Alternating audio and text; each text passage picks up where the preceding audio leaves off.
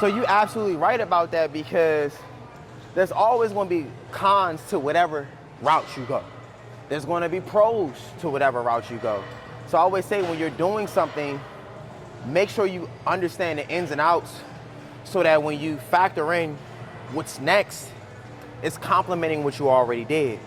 So a great example about when we talk about bulking season or just getting stronger in general.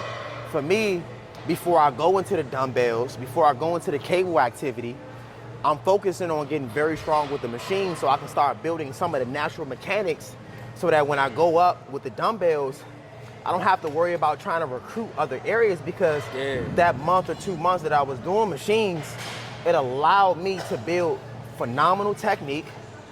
It also allowed me to get stronger in the compound movement, so that I don't have to worry about, like I said, trying to recruit other areas in order to get the weight up.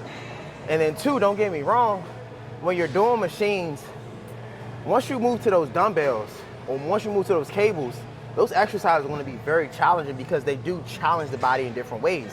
Like I said, with machines, you don't have to worry about a lot of stability work or anything to that nature, because the seating and all that other stuff focuses on that for you. So when you go to the dumbbells, man, once you put 100-pound dumbbells up, or when you hit barbells, and you gotta have that core strength and that core stability, and have those secondary muscles strong outside of the muscles the primary muscles that you're trying to recruit. But do understand that everything, when it comes down to the training, has its pros and has its cons.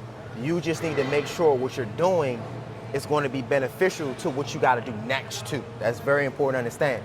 So don't do something for too long and think that this is the end all be all, because at the end of the day, like I said before, there's cons to what you're doing in regards to that as well. So like I said, me going to machines, once I get to the dumbbell and once I get to that cable work, if that stability ain't there, I'm gonna suffer just as much. So I might actually have to lighten the weight a little bit more in order to really build the stability and build the core strength to be able to get as much weight that I was using in the machines. But like I said, the beautiful thing about it is, a month in on that, the body will work up too as well.